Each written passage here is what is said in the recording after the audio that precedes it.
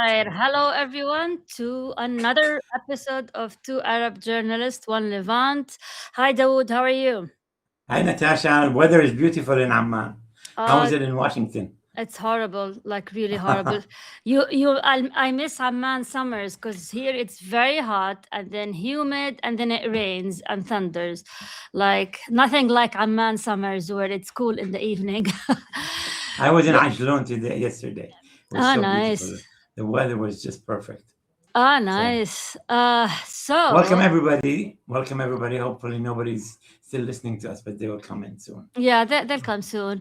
Uh, so there's a lot of excitement about the World Cup. I know there's other news, but a lot happened since we talked, and it's also getting political because I read this morning that Trump had to appeal to the FIFA president, and people are really upset and saying that that he should not have listened to the U.S. president. What you follow World Cup more than me, Yes. so. Well, first, two Arab teams have made it to the next round, the Moroccans and the Egyptians. So, congratulations. Algeria lost. So, the next games are going to be very tough. Egypt will take on, I think, France, and Morocco will take on Argentina. Two tough games, but they've come so far. We'll be watching, and even if they don't win, we're still happy. Jordan, as coach, was let go.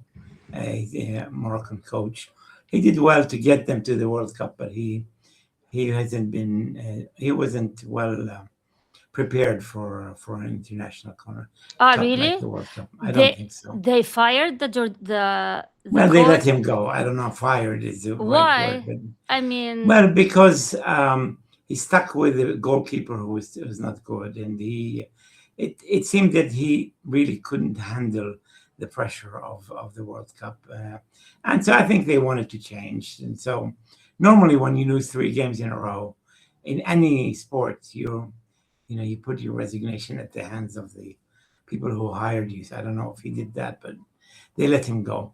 Anyway, yes, what happened is that an American player um, was given a red card in the last game, and when you get a red card, you cannot play the next game. yeah. Now, apparently, there's some crazy law that the FIFA president can pardon somebody, like the president of the country. And apparently, the Americans appealed to him, and he pardoned him. He's the first one to be allowed to play in the game tonight, actually, against Belgium. Now, the European FIFA, the European branch of the FIFA, went crazy. They issued a very tough statement saying this is not fair. Everybody watches football because everybody has equal chance of winning or losing. You can't just give one guy a break. Why not give everybody a break? You can't give just Yeah. the Americans a break. So I think, yes, it has left a very bad taste in many people. Whether it is legal or not is not really important. The problem is that it's not ethical, it's not professional. And the fact that an American president had to intervene to get one of his players to be reinstated in the game against Belgium is just very bad. But Bad what for kind of sports. leverage? What kind of leverage does the U.S. or President Trump have over FIFA? Like, why would they even listen to him? I don't know, money, interest. There are a lot of things. I mean, the president can do many things for FIFA that would help them. But I don't know. I can't. I mean, I don't know whether there was anything exchange or whether there was just an appeal. When the president of the United States calls the FIFA president, he says, "Yes, sir." I don't know. But since it is part of his prerogative, apparently, although it's rarely used, you know, it's not. It's probably not illegal, but it's extremely unprofessional and extremely unethical, and it's bad, very bad for the sport. So, what maybe all other countries now should appeal for their players that were given the red card? Yeah, they might, but in the end, um, they'd have to change the rules before they can do that because they'll say this is the rules. You elected the secretary of the FIFA, so you're stuck with a decision he makes. Just like a president can pardon really bad people, and he does all the time. So I don't know. Wow. Anyway, we'll see the game what happens tonight in 3 o'clock in the morning our time, but it's probably 9 your time against Oh wow. Belgium. Oh wow. That's interesting. All right, so 4th of July. And Brazil lost to Norway, I and know. Brazil That was was a something. yeah. Yeah, that was Norway played. something. Norway's goalie was fabulous, and they played really good. And They the main deserve to guy, win. what's his name? The big guy, Haaland. Haaland. Yeah, everyone Yeah, was he talking headed one about in him. and he shot one in, so he scored the Okay. 2 goals, and he's now the top goal scorer. He's, I think, tied with Messi and somebody else. I don't know, Oh but wow. yes, yeah. So 4th of July, how was your fourth? You mean you live in Washington? Tell me. Yeah, it was the same. Barbecues in the suburbs and fireworks. We went to our neighborhood fireworks.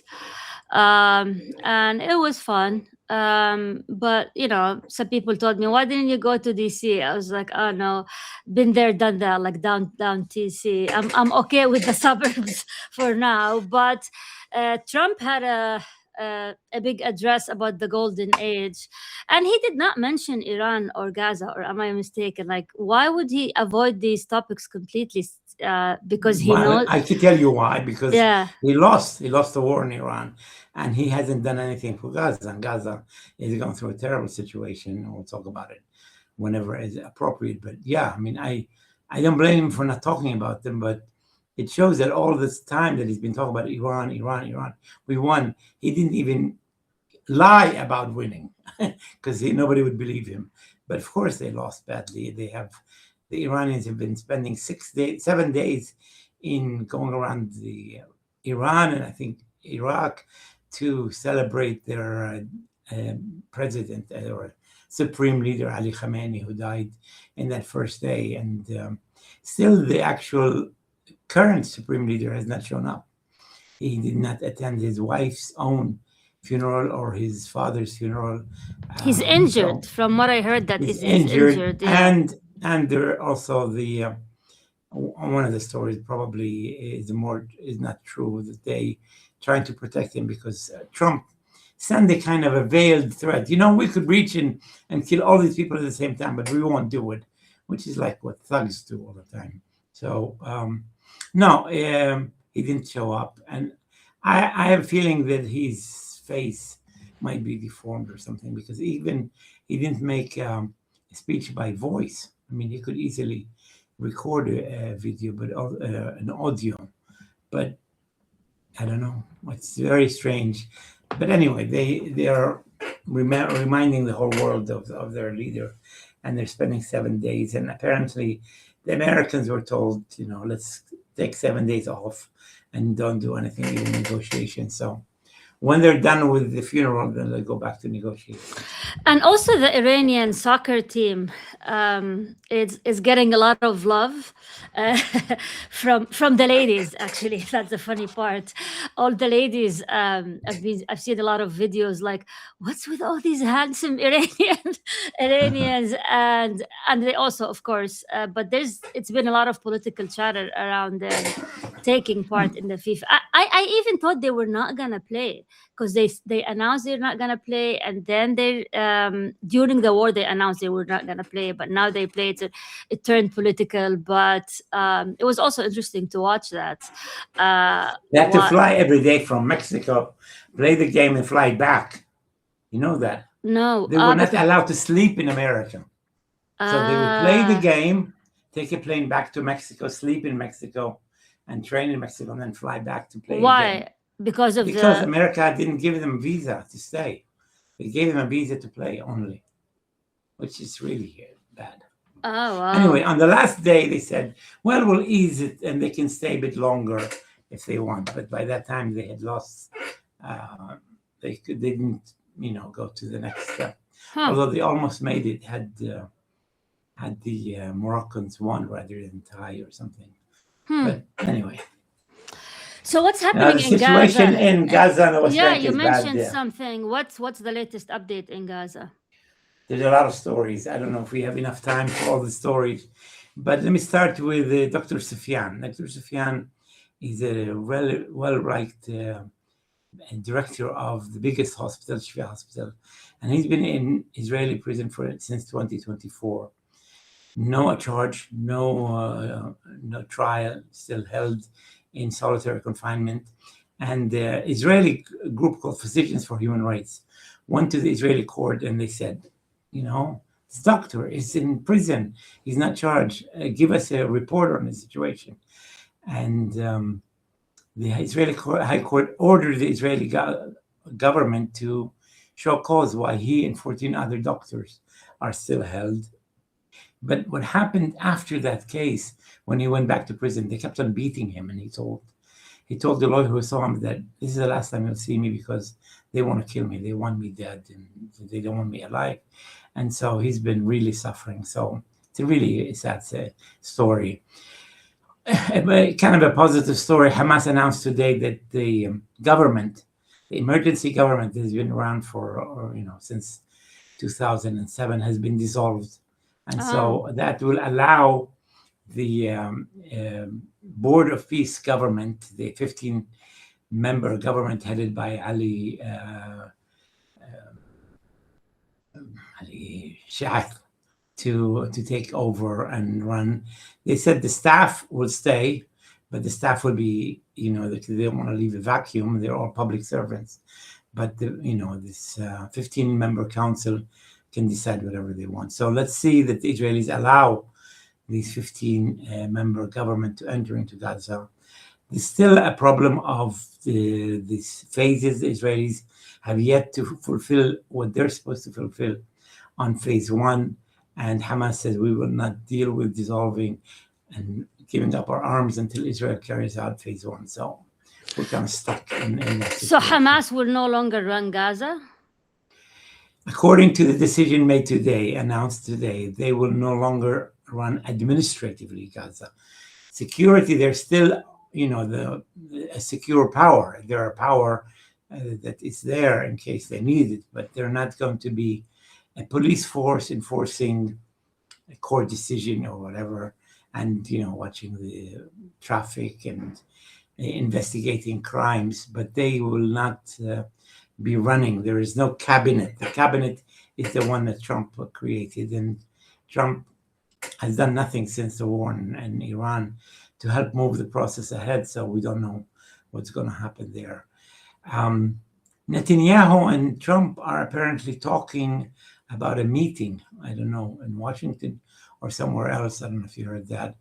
But the media here said that Trump has asked the Netanyahu before he comes to release the money that Israel has been holding. They've been holding about $5 billion of money that is collected on the borders, taxes and customs.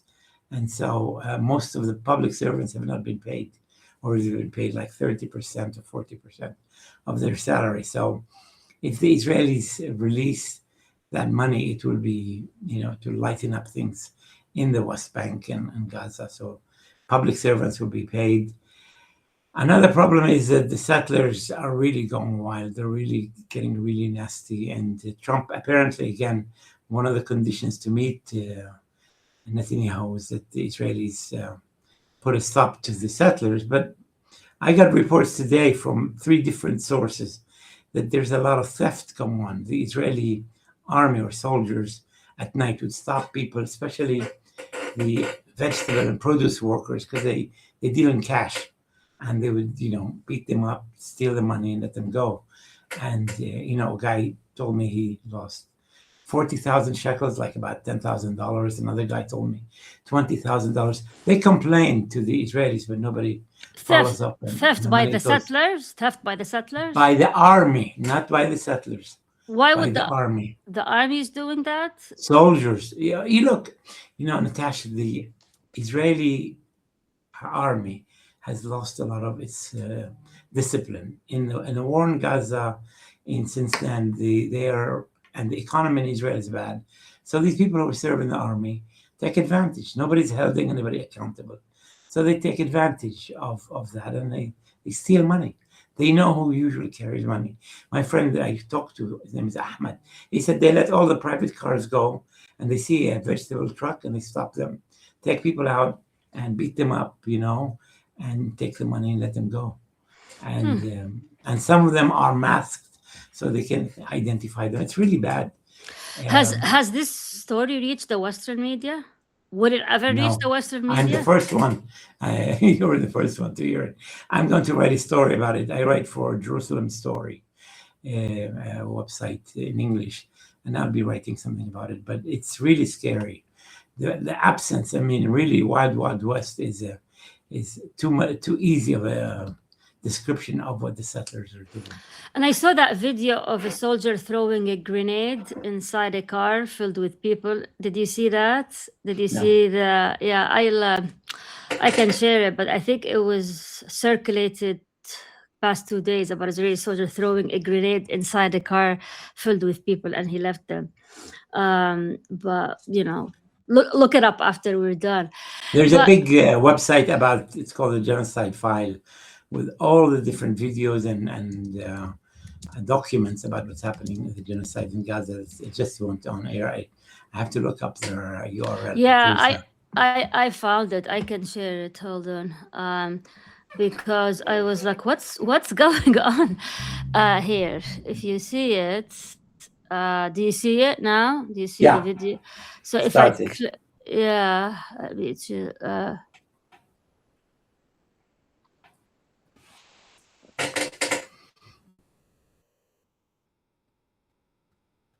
Oh my God. Oh my God. They had the door closed to make sure that nothing comes out to them. yeah. Wow. Yeah. Oh my God. Wow. Yeah. That's amazing. Yeah, and it's only the Arab media, I think, that's reporting this. But did you? What happened in Presbyterian Church is really interesting. Yeah. I saw that, and you're the expert when it comes to, especially Arab Christian affairs, and so the Presbyterian Church, the whole, because there are different divisions, right? Like there's Right. So the whole division declared what's happening in Gaza as genocide, or Yes, with a huge vote, like 415 or something. A very, very 450. vote. Yeah, I'm looking at it now. So they voted in Milwaukee June 30, and 54 to 15. They named Gaza as genocide and called for arms embargo and de-investment from Palantir and GE or Aerospace. And so even the Presbyterian in the South, which tend to be Christian Zionists, are also voting for this, because I'm not sure, is that actually going to happen? Because the Christian Zionist churches are also, some of them are Presbyterian, correct? The Presbyterian is quite liberal, and they were one of the earliest churches to support the Palestinians. Now I don't know about the southern versus northern. I don't know the difference, but Fahd Abu Akil, I don't know if you know this name, a pastor of Palestinian origin, was once the actually chairman or head of the Presbyterian, one of the north or south, I don't know which.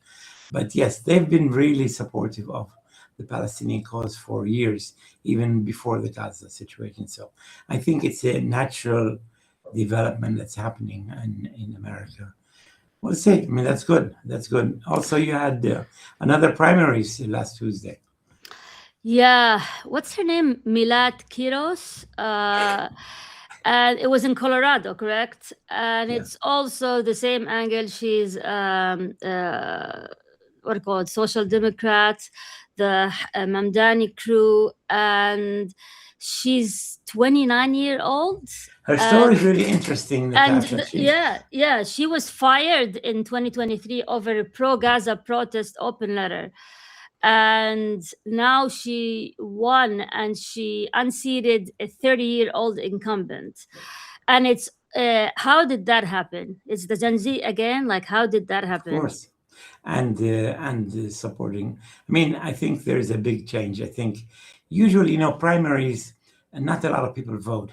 Yeah. So if you have a very strong position and you have a strong candidate, normally most parties, the Democrats and Republicans, they don't primary their own.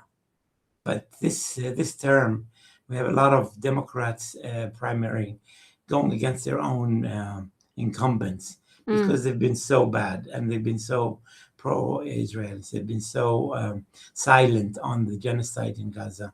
And so it's a perfect opportunity for young, as you said, articulate women, man, who stand up for human rights in general, to be able to primary a fellow Democrat. And, when you're there for 30 years, sometimes you lose the edge, you lose the passion.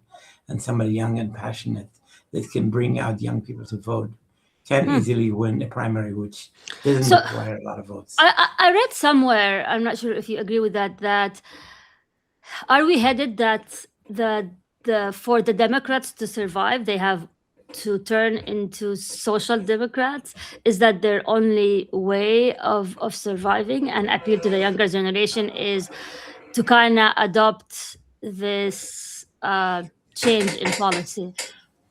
Look, I wouldn't go that far. I think those who've won have won in very safe democratic districts, and not purple districts or districts that are Republican. So it doesn't really hurt their party.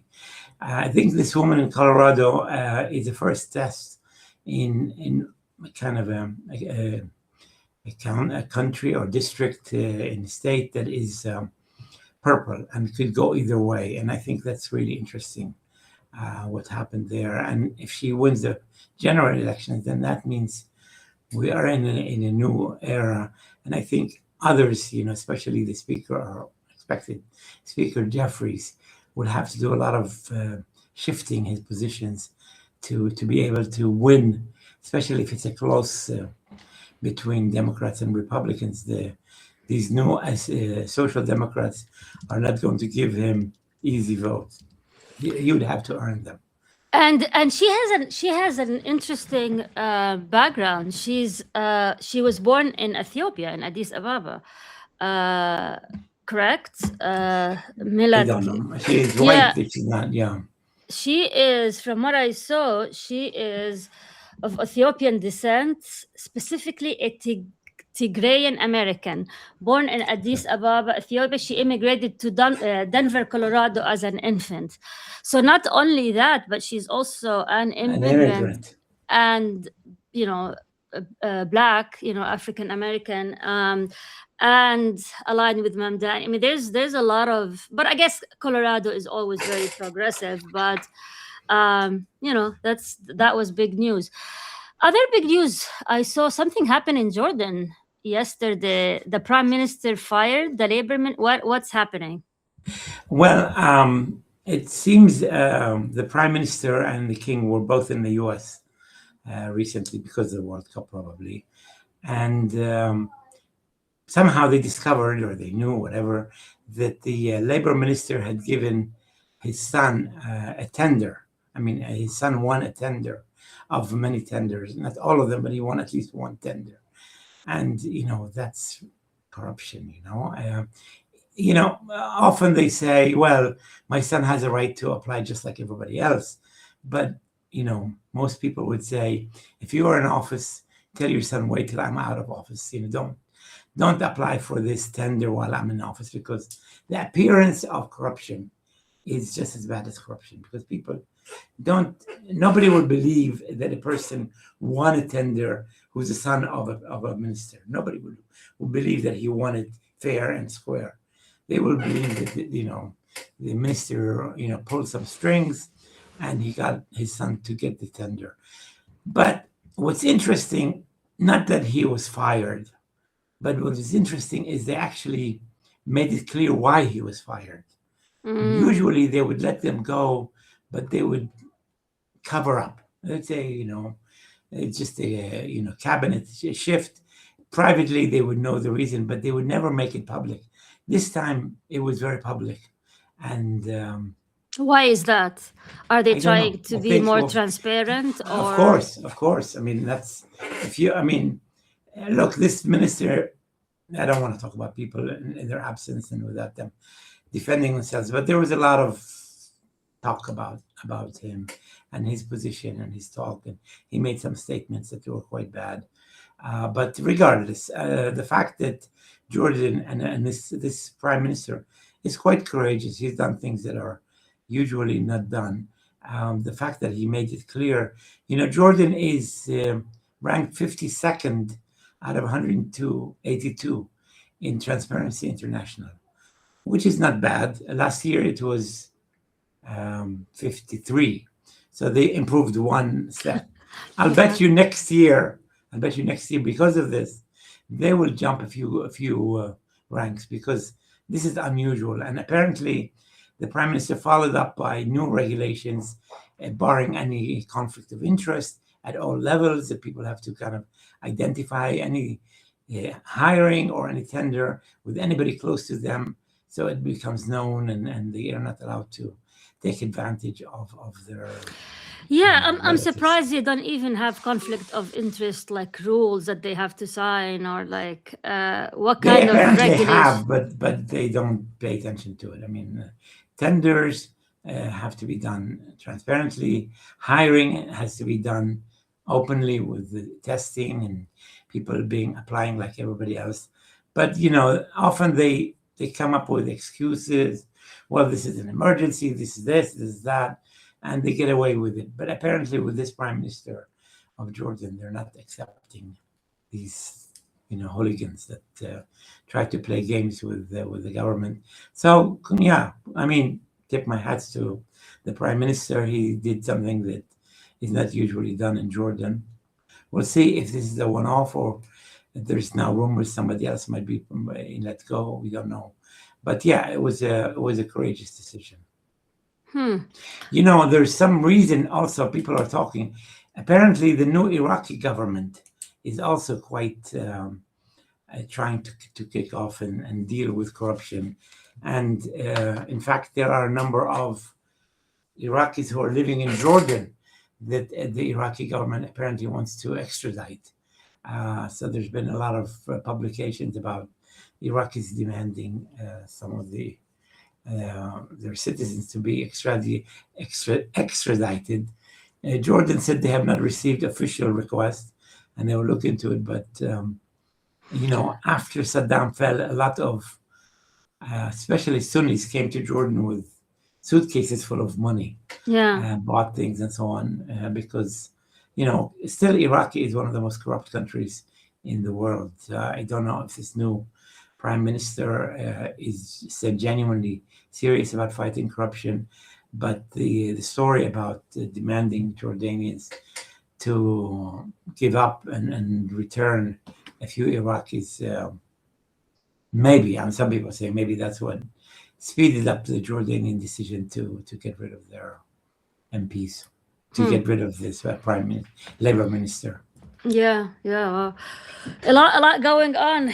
Hard to keep up. So who are you for, America or Belgium?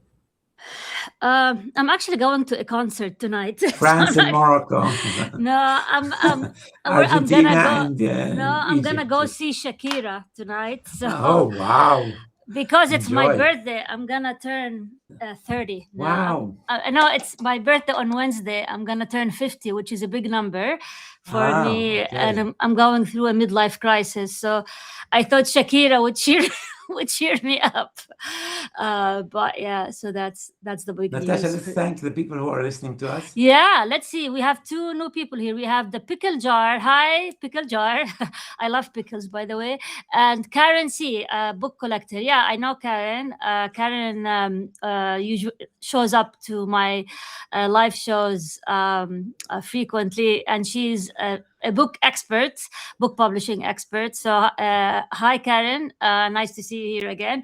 If you have any questions, feel free to ask us.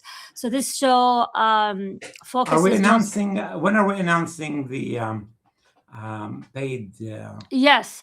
Paid numbers. Yeah. So what they will get. Yeah. So Dawood, I will let you make the announcements because it was your idea. Dawood has came up with a very nice package of perks for paid members. So if you're a journalist, especially if you're a journalist or a researcher, you want to hear this. So Dawood, go ahead. We, Natasha and I, will give an hour a month. I think that's what we Yeah, said, yeah, for anyone who is a paid member. But more importantly, we will basically open up our Rolodex to all paid members. If they're covering stories, Palestine, Israel, Jordan region, and they reach out to us for a phone number, contact questions, whatever, we would be happy to answer you if you're a paid member. We would probably answer also non-paid members, but please, if you're interested, and if you're a journalist and maybe your media would cover your joining our group, you will have access to all the 40 some years of experience that we have in journalism. So yeah. if you're Dawood is interested, very well connected, so you will be in good hands. All right. So thank you again for joining us. And please feel free to reach out, watch us on YouTube, consider becoming a paid subscriber. And thank you for all your support. And we will see you again next week, same time, Monday at noon, Eastern Standard Time. Thank you, bye bye. everyone. Bye Salam. bye. Take care. Bye.